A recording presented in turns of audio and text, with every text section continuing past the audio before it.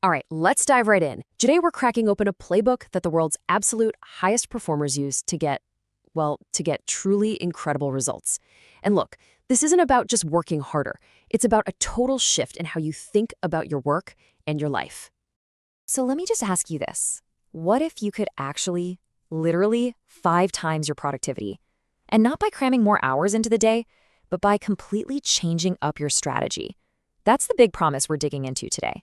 So let's get into the first principle. It might be the most counterintuitive one, but honestly, it's also the most powerful.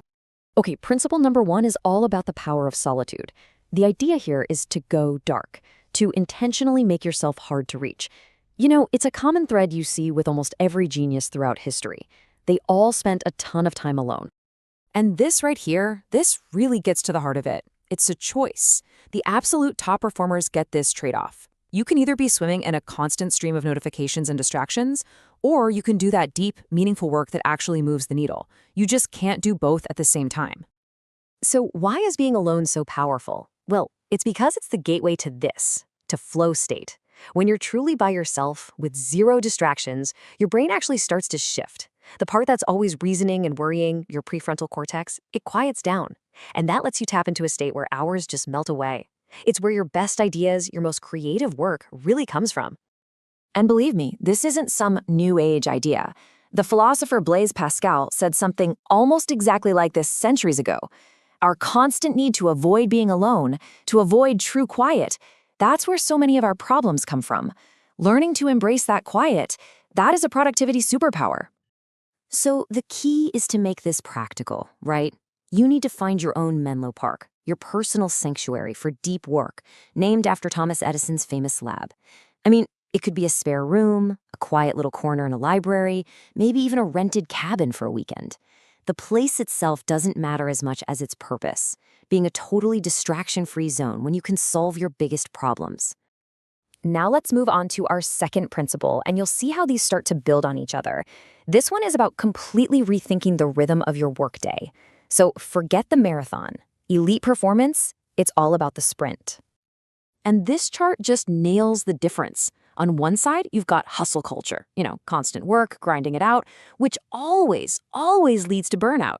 But on the other side, you have the elite performance model. It's all about pairing these super intense, high-value sprints with real, deep recovery. That is the secret to success that actually lasts. So what does one of those sprints look like? Well, it all revolves around this one number, 5.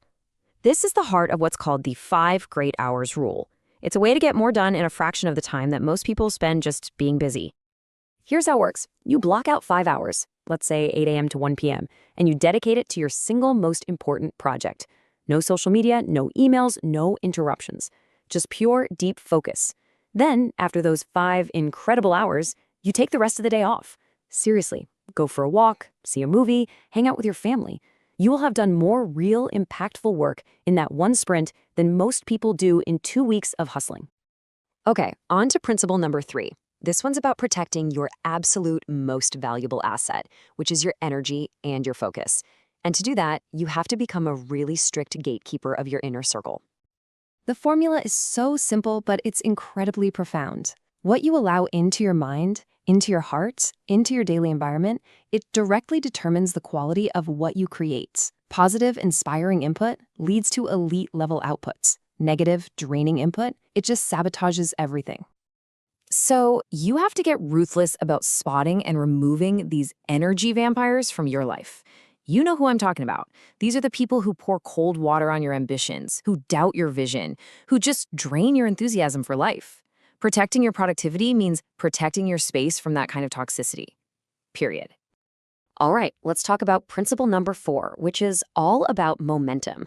Because the way you kick off your day, it dramatically sets the tone for everything that follows. For peak performers, mastering your morning is absolutely non-negotiable. So a world-class morning routine really boils down to 3 things. First, move. Get in a good sweat. It releases brain-boosting chemicals, it cuts down on the stress hormone cortisol, and it sharpens your focus. Second, reflect. Journaling for just a few minutes helps you clear your head and commit to what you want to achieve for the day. And third, grow.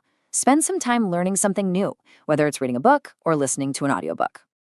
And now for our final principle. This one might sound like a total contradiction to everything else, but it's actually the essential balancing act. After all that intense discipline and routine, you have to learn to embrace the unscheduled.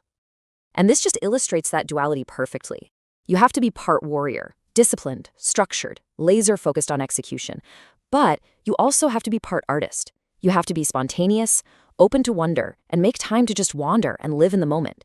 This combination is what prevents burnout, and it's what really fuels true creativity. And that really brings us to the final thought here. The whole point of all this productivity isn't just to check more boxes or achieve more goals. It's to build a life that is both incredibly successful and deeply soulful. So the question I want to leave you with is this. As you're building your success, are you also building a life that feels truly meaningful to you?